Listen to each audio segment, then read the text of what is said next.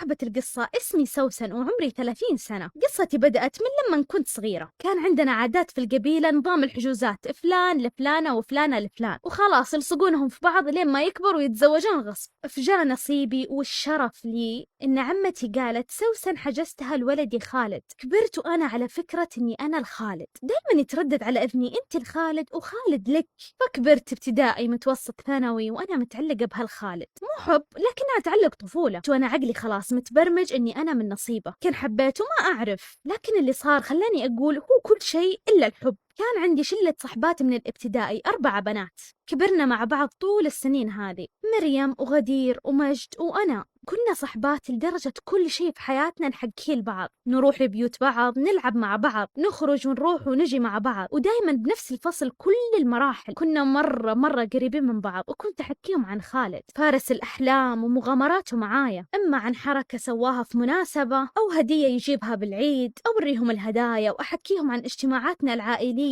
لين ما جاء يوم كنا طالعين اجتماع عائلي كبير بالبر. وقتها استغربت من مجد لما قلت لها إن احنا بنروح البر مع العائلة، صارت تصر علي تبغى تجي معانا. قلت ما أدري، هو اجتماع عائلي لكن بسأل أهلي. لكنها جلست تصر علي وإصرارها كان غريب، اضطريت أوافق. وفعلا جاتني البيت قبل ما نخرج وخرجت معانا. طبعا وقتها كنا بثاني ثانوي. في يوم وصلنا البر وتكينا شوية، فقرروا الحريم إنهم يروحون أقرب دورة مياه الله يكرمكم تكون في مسجد، يعني بسيارة أحد الرجال، وصاروا يسألونا مين تبغى تروح دورة المياه. فقمت أنا ومجد ومعايا كم واحدة ورحنا دورة المياه، واللي وصلنا كان خالد. لما رجعنا خالد للمخيم قال الأختة اجلسي أنت وسوسن، خلينا نروح ناخذ آيس كريم، في سيارة آيس كريم هنا قريبة. يعني قال لك حركة رومانسية. لكن الصدمة أن مجد لما عرفت قالت بجلس معاكم. خالد انحرجت، لكن إصرار مجد أحرجنا كلنا، وأخذناها معانا وانتهينا ورجعنا بدون أي موقف، لأنها وقفت بحلقنا والكل مو طايقها. بعد هذا الموقف جاتني إضافة بتويتر من خالد وحاول يكلمني هناك على الخاص، لكني رفضت وقلت له أنا ما أبغى أخسر ثقة أهلنا فينا، وإنه مصيرنا نتزوج فلا تستعجل، وإذا يحب يتابعني بكيفه عادي، لكن أنا ما راح أكلمه على الخاص أبدا. وافق وجلس يتابعني بصمت كم شهر كذا. وأنا طبعا قلت لشلتي كل شيء صار، وإنه أضافني بتويتر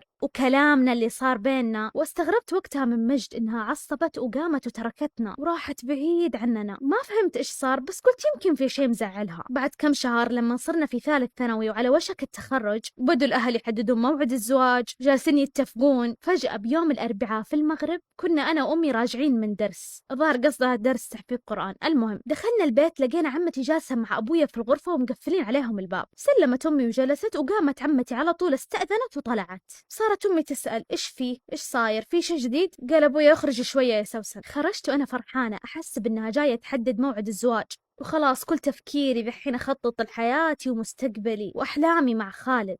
إلين ما دق جرس البيت وأروح أفتح، لقيتها بنت عمي اللي مرة قريبة مني. استغربت، قالت تعالي أبغاك. رحت معاها بيتهم وجلست معاها، وصارت تمهد لي الموضوع بمقدمات وأنا ماني فاهمة. إلين ما قالت لي خالد فسخ خطبته منك، وأبوك وأمك كلموني عشان أوصل لك الموضوع لأنهم مو عارفين كيف يقولوا لك. جلست ساكتة ومو مستوعبة إلين ما رجعت البيت، رتبت كل شيء، ذاكرت ونمت. يقولوا لك. جلست ساكتة ومو مستوعبة إلين ما رجعت البيت، رتبت كل شيء، ذاكرت ونمت، وأنا ماني مستوعبة ولا شيء. صحيت اليوم الثاني وأهلي خايفين من سكوتي. لما رحت المدرسة قابلت شلتي، وكانت مجد أقرب وحدة لي بينهم. سألتني إيش بك، وجهك مخطوف. أول ما سألتني جتني حالة انهيار عصبي، وصرت أبكي وحضنتها بقوة إلين ما أغمى علي. لا تنسون تشتركون في قناتي على اليوتيوب رون، وحسابي في التيك توك رون _9090. نكمل. صحيت وأنا بالمستشفى وأمي جنبي جالسة تبكي وتتحسب على عمتي. تنومت بالمستشفى يومين، في هذه اليومين كان جوالي معايا وأتابع الرسائل. فجأة بجروب العائلة أرسلت عمتي أم خالد صورة هدايا، طقم ذهب ورود، وكاتبة باركولنا خطوبة ولدنا خالد البنت فلان الفلاني، عروستنا مجد. أيوة مجد. أقرأ الاسم مرة وثنتين وثلاث، أسأل أمي أقولها إيش مكتوب؟ تقرأ الكلام وتنصدم وتاخذ الجوال، وأنا أقولها لا لا لا مو مجد صاحبتي، لا خلصوا رجال، خلصوا البنات، مجد وخالد لا أمي لا تكفين. وصرت أشيل المغذيات وأضرب نفسي، خلاص انهيار، ماني قادرة أتحمل كمية وجع القلب. نوموني بالمنومات غصب 3 أيام. لما صحيت وهديت شوية خرجوني. رجعت وأنا إنسانة ثانية ومختلفة تماما، إنسانة ميتة بمعنى الكلمة. فجأة أسيب أهلي وأدخل الحمام وأنهار أبكي بالساعات، وأهلي يحاولون يكسرون علي الباب. ما أنتظروا حتى يعدي فترة على صدمتي الأولى إلا ويصدموني بالصدمة الكبيرة هذه. يلا ألقمي. صارت الملكة وبعدها الزواج، وأبويا أجبرني وقتها أني أحضر الزواج عشان كلام الناس، وأن الناس تتكلم عني وأني أنا كنت على علاقة مع خالد، عشان كذا ما تحملت الخيانة. فأجبرني أبويا أحضر عشان الناس يسكتون. حضرت، ولما جاء وقت الزفة وخرجت مجد عروس وجعني قلبي. جالسة أنحرق، أحس بنار تحرقني. المفروض أنا اللي أكون مكانها، أنا اللي من صغري يجهزوني لهذه اللحظة مو هي. كيت ونزلت دموعي غصب عني. تركتهم وخرجت. كلمت أبوي يرجعني البيت ونمت. بعدها مرضت كم يوم إلين ما قمت وبديت أقوي نفسي بنفسي، وإن الحياة تمشي، وإن خلاص مجد صارت واحدة من العيلة ولازم أتقبل وجودها، وبكل مناسبة راح أشوفها، فلازم أتخطى الموضوع. صرت أدخل دورات نفسية في التشافي والتخطي للصدمات، أسمع دروس دينية عن التعلق بالله وكيف أتخلص من التعلق في البشر. فهمت علاقتي في ربي أكثر وصرت أحب ربي أكثر، وعرفت إن هذا الشيء اللي صار لي شر وربي صرفه عني، لأن ربي يحبني وما يبغاني مع شخص قذر زي خالد. صرت أقوى مما توقع الجميع. سجلت في الجامعة تخصص طب، بدأت أدرس وأغرق في دراستي. تقدموا لي كثير لكن رفضتهم كلهم. قلت ما راح أتزوج أبدا إلين ما أكون نفسي وأحس إني أنا مستعدة وأنا بختار وقتها اللي يستاهلني. بعد سنة بالضبط من زواج خالد ومجد، جات يوم من الأيام أخت خالد عندنا وجلست معايا في غرفتي وصارت تكلمني بطريقة غريبة. قالت لي بسألك سؤال. قلت تفضلي. قالت لو خالد طلق زوجته وجات قدم لك توافقين؟ قلت والله لو هو آخر رجال على كوكب الكرة الأرضية ما أوافق، ما راح أرضى فيه. إلا فجأة طلعت جوالها من شنطتها وقالت سمعت بإذنك جوابها؟ خالد هو اللي راس الأخت ولية وطلبها تسألني بكل وقاحة، طبعا يبغى يضمن إنه ما راح يطلق إلا لو وافقت عليه عشان ما يفلس مني ومنها. قال خالد لأختها أديها الجوال أبغى أكلمها. قلت لا ما بيننا كلام، وتركتها وطلعت برا الغرفة وهي أنهت المكالمة وخرجت من البيت. اليوم الثاني وأنا بالجامعة وصلتني رسالة طويلة من رقم غريب. لما فتحتها وقريتها لقيتها من خالد يترجاني، طلبها تسألني بكل وقاحة، طبعا يبغى يضمن إنه ما راح يطلق إلا لو وافقت عليه عشان ما يفلس مني ومنها. قال خالد لأختها أديها الجوال أبغى أكلمها. قلت لا ما بيننا كلام، وتركتها وطلعت برا الغرفة وهي أنهت المكالمة وخرجت من البيت. اليوم الثاني وأنا بالجامعة وصلتني رسالة طويلة من رقم غريب. لما فتحتها وقريتها لقيتها من خالد يترجاني فيها أوافق عليه وأعطيه فرصة ثانية، لأنه ببساطة ندم على اختياره وهو الآن يبغاني ويبغى يطلق مجد، وإنها ما ناسبته وإنها الآن في بيت أهلها وتنتظر الطلاق، بس يبغاني أوافق عليه عشان يطلقها. يرجع يعيد نفس الطلب بكل وقاحة. إيش سويت؟ وقتها كلمت مندوب هدايا يجهز باقة ورد وشوكلت ويكتب كرت اعتذار باسم خالد لزوجته، وأعطيته عنوان بيت أهلها وطلبته يوصل الهدية لها على العصرية كذا. وأرسلت لخالد رسالة واحدة: الخبيثون للخبيثات، أنتوا هي ما تستاهلون لبعضكم، ولو أنت آخر رجال ما قبلت فيك. نصيحة: الآن زوجتك بتوصل لها هدية اعتذار باسمك، اعتبرها صدقة مني عليكم، يا تقبلها وتشتري زوجتك وبيتك خصوصا وهي حامل بولدك، يا تقول لها مو انت اللي راسلها، تطلع اوقح من الوقاحة بنظر اهلها انك انت مو صاحب الهدية وبرضو تنكر. حافظ على بيتك اللي انت اخترته بنفسك. وحضرته على طول، وفهمت بعد يومين انه زوجته رضيت ورجعت بيتها لانه قبل الهدية وقال انها منه، ورضيت ورجعت وجابت له ولد، وبعد سنتين جابت له ولد ثاني، وبعد سنتين برضو ثانية جابت بنت. وانا خلال هذه السنوات درست وتخرجت بمعدل امتياز مع مرتبة الشرف الأولى، حققت إنجازات بالأبحاث العلمية والابتكار، كان الكل يضرب المثل في تفوقي وتميزي، والجامعة دايما تختارني ممثلة لها بالمؤتمرات.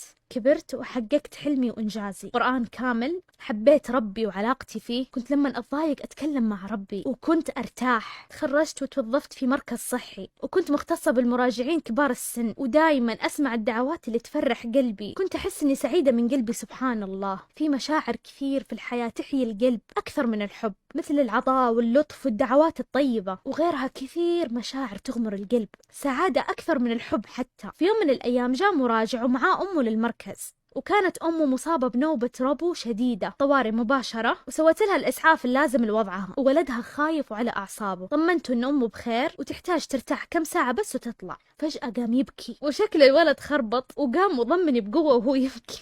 طبعا أنا متجمدة بمكاني من الصدمة، حسيت الدم تجمد بعروقي، وهو استوعب وتركني وجلس يعتذر مني 1000 مرة، ووجهه صار أحمر وترك المكان بكبره وخرج. وأنا رجعت مكتبي وأنا أفكر إيش صار، بسم الله، إيش بقلبي كذا يدق. تجاهلت الموضوع وحاولت إني أتناساه. بعد كم ساعة رحت أطمن على أمه ولقيتها صحيت وصارت أفضل الحمد لله. تكلمت معاها واطمنت عليها، لكن ولدها ما له حس غريبة، كان ميت خوف على أمه. فين اختفى؟ والله اختفى من الموقف المحرج. المهم شوية للأم طلبت جوالي عشان تتصل بولدها لأن جوالها مو معاها. أعطيتها واتصلت عليه وقالت لها إنه يجي، وقفلت وجاء ولدها إلا هو نفسه. لا أنا اللي قدرت أطالع فيه ولا هو اللي أخذ أمه وخرج. اليوم الثاني وصلت الدوام ولقيت باقة ورد كبير عند الاستقبال، كانت باسمي وعليها كرت مكتوب عليه آسف على الموقف المحرج اللي سببته لك أمس. ما أعرف ليش فرحت وطرت من الفرحة كأني صغيرة على الحب. أخذت الباقة للمكتب وجلست أتأملها بفرح. بالليل لما كنت على سريري وخلاص متجهزة للنوم وصلتني رسالة من رقم غريب مكتوب ممكن تعطيني رقم أبوك؟ ماني قادر أخرجك من راسي من ذاك اليوم، أنا أبغاك بالحلال يا بنت الناس. الله وناسة. ما أعرف ليش قلبي أنا كمان تحرك بهذه اللحظة، ما أعرف ليش، هو بالذات يمكن جفاف عاطفي ما أدري، لكن ما قدرت أتخطاه. وفعلا كلموا أبويا وحددوا موعد معاه، وجات أمه وصارت تحكيني على الموقف وتضحك وتقول ولدها من الحضن ذاك هو دايخ ولا عارف يعيش حياته إلا لما خطبناك له. والحمد لله تزوجت أكثر زوج بالحياة، خفيف، حبني من أول حضن بالغلط. واليوم عندي عيادتي الخاصة لأن أكثر شخص دعمني وساعدني وساندني لما فتحنا العيادة مع بعض. كملت دراستي ورغم صعوبة الحياة بين بيت وزوج وأطفال ودراسة، إلا أنه كان وما زال أكبر داعم لي، وربي عوضني فيه عن كل شيء مريت فيه بحياتي. اليوم عندنا 4 أطفال الحمد لله، وعيادتي ناجحة وفتحنا فيها فروع العيادات بأقسام مختلفة، وأحمد ربي 1000 مرة على كل شيء صار لي بحياتي، من خيانة وغدر من اللي ما تتسمى، لأنها كانت سبب القرب لربي واهتمامي لدراستي ووصولي اللي أنا فيه اليوم. ولأني متأكدة لو تزوجت خالد ما كنت بحقق ولا ربع اللي حققته اليوم. أبشركم اللهم لا شماتة، يعني حياتهم كلها مشاكل وما في أي استقرار فيها، لدرجة أن مجد حاولت ترجع علاقتها فيني عشان تفضفض لي منه تشتكي لي منه ومن حياتها معاه ومشاكلهم، وما زالت تحاول ترجع تكون صحبتي المقربة، لكن لا يلدغ المؤمن من الجحر مرتين. انتهت القصة.